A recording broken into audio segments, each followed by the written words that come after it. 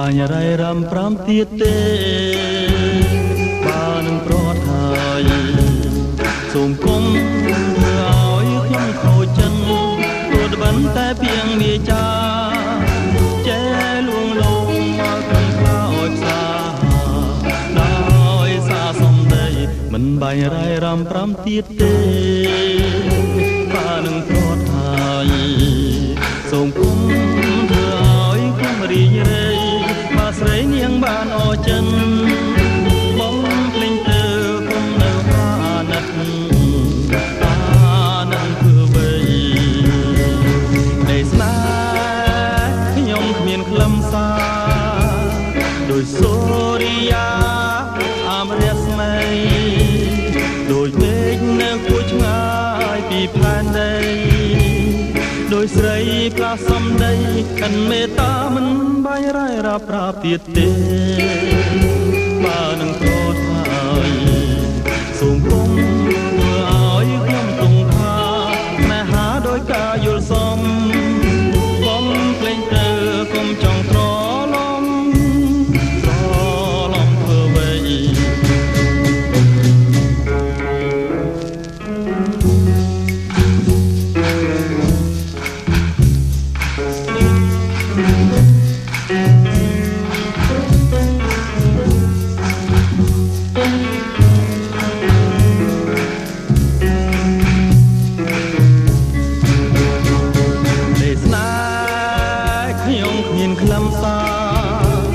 ដោយសូរិយា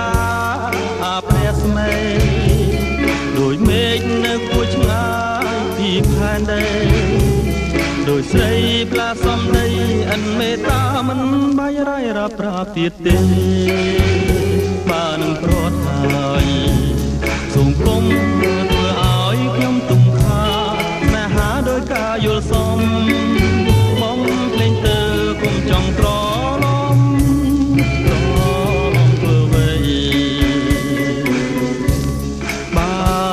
ប្រត់ហើយត្រឡំធ្វើអ្វី